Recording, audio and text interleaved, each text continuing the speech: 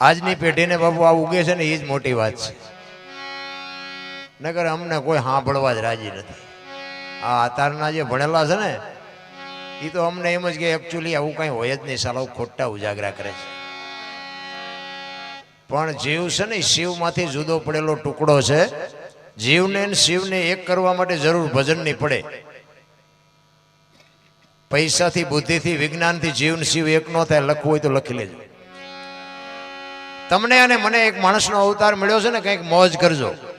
મને તો એમ થાય કે જીવે એવું હવે આવ્યું છે, જો જીવતા આવડે તો. છોકરા કાજુ બદામની ઓગટ કરે, બોલો આપણને પાર્લે નથી જડ્યું. સે જીવે એવું જો જીવતા આવડે તો. આ તો શેઠો નથી ને રોવે છે બધા. અમારી પાસે કઈ નથી, અમારી પાસે કઈ નહીં. મરો કઈ ન હોય. અરે શું જોવે ભલામણા? વાહન, મકાન, રૂપિયા, લોઢા હવામાં ઉડે, વગર દોડે વાતું થાય, હિલોળા કરે એવું છે ભલામણા. હા, આવી લાઈટો તો પૈણા લગ્ન કર્યા તેદી નથી પાડી. જો તો ઘરા ભલામણા સમય આવ્યો. થીગડા ઉપર થીગડા આપણા ગઈઢા દઈ દઈને મરી ગયા. પહારું જોડું પગમાં નથી જડ્યું. તો અત્યારે ફાટલા પહેરવાનું ચાલુ થયું. બોલો, ઓલા જીન્સમાં માથા વ્યા જાય એવડા એવડા ફાંકા હોય. એટલે આવા તમે પહેરતા જ તા. તો ખબર નથી કે આવો ટાણું આવશે ને હાસવીને રાખ્યા હોત તો એમ અત્યારે પ્યાર જ તમારી હારે. અરે આ દેહના પ્રદર્શન હોય શું આપણી સંસ્કૃતિ ખતમ કરી નાખી ભલામણા. ખરેખર જિગ્નેશભાઈ ખૂબ ખૂબ મોજ કરાવી. અને હું તો આવ્યો ને તારનો એ વિચાર કરતો હતો કે આ ઈ મલકનો કલાકાર, ઈ મલકમાં પ્રોગ્રામ અને ઈ મલકનો ઓડિયન્સ એને સાંભળે એટલે બહુ મોટી વાત કહેવાય. ખરેખર જોરદાર. એને એકવાર તાળીઓથી વધાવી લ્યો. તમે આ અમને સાંભળો છો, અમને લાખો રૂપિયા આપે છે, પણ અહીંયા મફત નથી લઈ જતા. હા, મને નવીન લાગ્યું. અહીંયા આમને સાંભળે ને કે આમને દુનિયાના છેડે તો લાખો રૂપિયા દેતા હશે ને સાંભળતા હશે તો બરોબર છે. અહીં તમે અમને સાંભળો છો એ વાત નવીન લાગે. બાકી અહીંયા અમારા અમુક છે ને કે આ તો બધું લાઈવ હાલતું હોય છે ને, એ અત્યારે અહીંયા આગળ જો આ જોતા હશે ને તો એમને આજ વાળું નહીં કર્યું હોય. એ એમ થતું કે આ ચા જઈને બેઠો જાય એટલા બધા ભેગા કરીને. આ હો ઉંદર મારીને મીની બેઠી પાટી, આને હું સાંભળવો હોય? મારો ઇતિહાસ જ એવો છે. હું તમને પહેલા મારી ઓળખાણ કરાવી દઉં કે હું એક ખટારાનો ડ્રાઈવર હતો. જિગ્નેશભાઈ, મેં ખટારો ઝાંક્યો છે. ખટારાનો ડ્રાઈવર તો 19મી કોમ નો કહેવાય. એને પાણી પાક્યું હોય. આખું હિન્દુસ્તાન રખડી આવ્યો છું અને ધોકા ફેરવા સિવાય આપણે સારું કામ કર્યું નથી. હા, ઝઘડા મારવા સિવાય કર્યું જ નથી. આપણે કોઈને સલામ કરીએ નથી ને પગે લાગ્યો નથી. હા, એ કારણ કે મારા મા બાપે મને જન્મ આપ્યો છે, એને પગે લાગવાનું હોય. ઠીક છે, વડીલને પગે લાગી, સાધુ સંતને પગે લાગવી એ જુદી બાબત છે. બાકી એવા કરોડપતિ કદાચ આમ મૂછ્યું વળ દેતા હોય પગે લાગવાનું કહે ને તો એ વાત ખોટી પડે. નહીં, કોઈથી ઝૂક્યો નથી ક્યાંય, પણ નીતિએ નથી ઝૂક્યો એ ભેગું છે. ખટારાનો ડ્રાઈવર તો 19મી કોમ કહેવાય બાપુ. કોઈ પાણી ન પાય. તમે હેઠે બેઠા છો ને અમને ઉપર ચડાવ્યા છે, આ ખબર પડે છે આ ક્યાં શેડો ગયો ઈડ્યો એ જ નથી સમજાતું. અને આ સમજવા માટે સદગુરુ જોવે. ગુરુ વિના બાપુ તમને આ ભાન જ ન થાય. આપણા માતા પિતા છે ને એ આપણા ગુરુ છે 100%. પણ જન્મ આપીએ કે લાલન પાલન કરીએ કે બોલતા બેહતા ખાતા પીતા બધું શીખવે, આપણા ગુરુ છે 100%. ઓળખાણ ન કરાવી શકે. ઓળખાણ માટે બાપુ કોઈ જ્ઞાની પુરુષની જરૂર પડે. કોણ છો, ક્યાંથી આવ્યા છો, ક્યાં છો ને ક્યાં જવાનું છે આની ખબર તો કોઈ જ્ઞાની પુરુષ જ બતાવીએ. કે બાકી કાંઈક ફડાઈ ગયા, ફૂટી ગયા, કંસ કૌરવ ને રાવણ જેવા હતા નહોતા થઈ ગયા, કાંઈ છે નહીં વાતમાં. મોટા હતા મહિપતિ, ગજબ હતા ગંભીર, સબળ જેના શરીર મહાણે.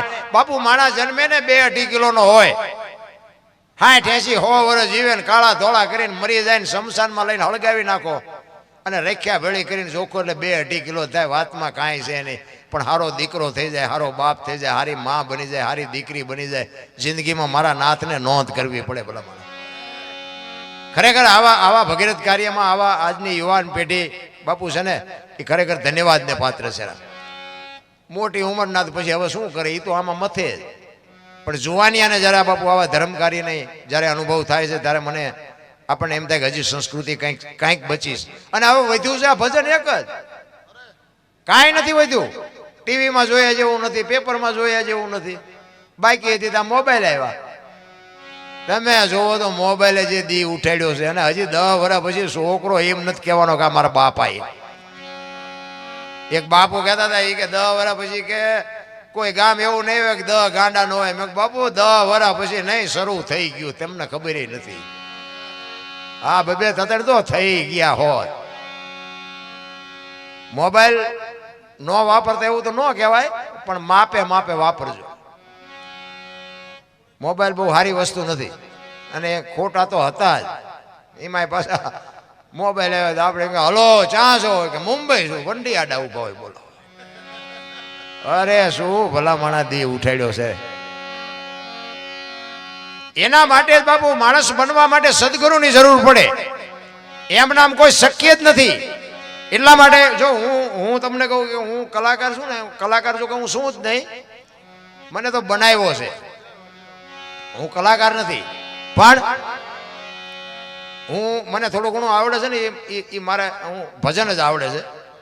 અને બીજી વાત એ કહું કે અહીં તમારી ડિસ્ટ્રિક્ટ આ બધી છે ને સાબરકાંઠા બનાસકાંઠાના ઉત્તર ગુજરાત ને બધું, એમાં ભજન બાપુ કોઈ સારા કલાકારના ભજન નથી હાલતા, આપણા ભજન હાલે. હા મને તમારા આ ઇલાકાએ જે બાપુ મને સ્ટેજ પહોંચાડ્યો છે ને એ ખરેખર દિલથી આભાર માનું છું. ખરેખર બધા સાંભળે છે, મને પ્રેમથી સાંભળે છે. મને ઘણા બધાએ કીધું તમારા વિડીયા અમે જોઈ છે, તમારા વિડીયા અમે જોઈ છે. પણ વિડીયા જોઈએ કંઈ નહીં વળે, એમાં હું બોલ્યો એ કરજો. હા જોઈએ કાંઈ ન વળે, એમાં હું જે કાંઈ બોલ્યો છું ને એવું કંઈક કરજો. વ્યસનથી થોડાક આઘા રહેજો, મા બાપની સેવા કરજો. હું કોઈ નથી કહેતો કથા એવું બેહાડો ને માંડવા નાખો ને પ્રતિષ્ઠા કરો ને મંદિર બનાવો ને એવું હું કોઈથી કહેતો જ નથી. કોઈ બસ મા બાપને સાચો, 2 ટાઈમ મા બાપને બાપુ સારો રોટલો દો, જિંદગીમાં કોઈથી મોળો દી નહીં ઉગે, એ આપણી ગેરંટી. હા ભલે ભલે. હા જિગ્નેશ મા બાપને સાચો, વ્યસનથી થોડાક આઘા રહ્યો અને કુટુંબ પરિવારમાં એકતા રાખો બસ. બાકી કથા એવું તો તમે જુઓ ને તો ગામો ગામ ચાલુ છે. અમારે તો તારીખો ઉપર તારીખો આવે છે, અમારે પ્રોગ્રામ કરવો, અમારે પ્રોગ્રામ કરવો. હવે આ પ્રોગ્રામ બાપુ જો આપણા મગજમાં ઉતરે નહીં અને આપણા ઘર સુધી જો રામકથા પોગે નહીં તો આ કથાનો મતલબ શું? કથા સાંભળ્યા પછી રામને ને દશરથ મહારાજને કેટલો બાપ દીકરાનો નાતો હતો એ આપણે નાતો છે. દેરાણી જેઠાણીનો યા નાતો હતો એવો નાતો આપણે છે. આ ન હોય તો કથાનો કોઈ મતલબ નથી રામ. એટલે મહાપુરુષો એટલા માટે બાપુ મહાપુરુષો કહે છે કે સદગુરુની શાન સિવાય તમને મને આ ઘડ પડે જ નહીં. એટલે સતારે એક વાણીમાં કહે છે કે મોમેડિયન બાપુ જો તમે ઊંચા નીચાની બધી વાર્તાઓ કરી છે પણ બાપુ આ એક મોમેડિયન સતાર એ વાણીમાં કહે છે ને જો બાપુ આમાં તો ગુરુમુખી છે ને એને મારી વાણીમાં મજા આવશે, નકર પાછું બધું આખો સમજાય છે નહીં. હા કારણ કે પછી એમ થાય કે આ શું ગાયું શું કીધું. ભલે ભલે. જય માતાજી, જય માતાજી. પધારજો પધારજો. એટલે સતાર બાપુ એક વાણીમાં કહે છે હાલી ભરવાને પાણી પાણી બોલાવે સદગુરુ જ્ઞાની, બોલાવે સદગુરુ જ્ઞાની.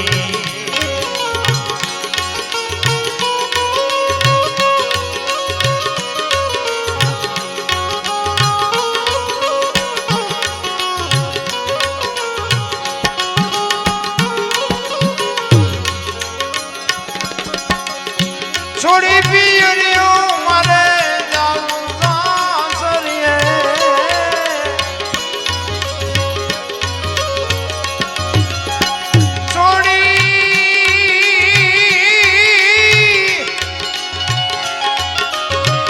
છોડીને પિયરીઓ મારે જાવું સાસરીએ સાસરીએ. એમાં શરમો મને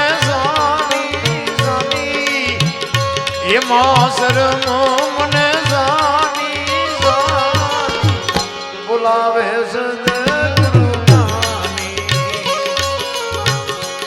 હાલી ભરવાને પાણી પાણી બોલાવે સદગુરુ જ્ઞાની, બોલાવે સદગુરુ જ્ઞાની.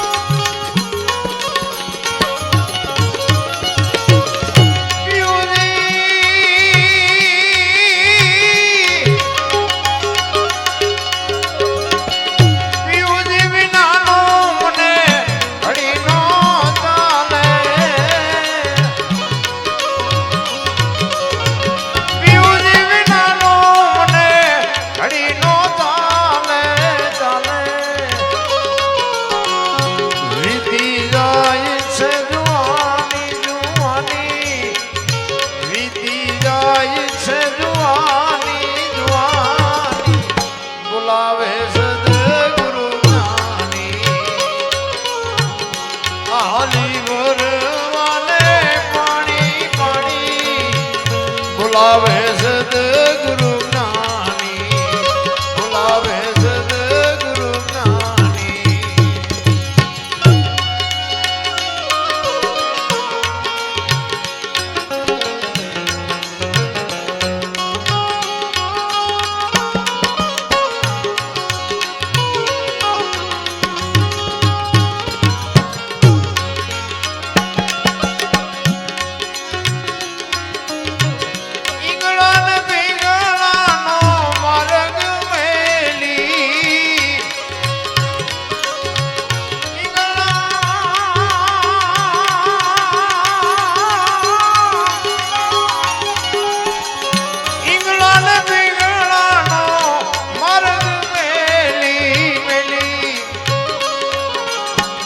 સૂક્ષ્મણા માર્ગે જવાની જવાની સૂક્ષ્મણા માર્ગે જવાની જવાની જો બાબુ સદાર કે છે સંતની વાણી છે ને એમાં જે સંતોએ શબ્દો મૂક્યા છે ને એ માથે સદગુરુ હોય તો જ સમજાય ઈંગલા ને પિંગલા ને સૂક્ષ્મણા ને સૂર્ય ને ચંદ્ર ને બંકનાળ ને અગમ ને અગોચર ને અલખ ને આ બધું ઘણું બધું છે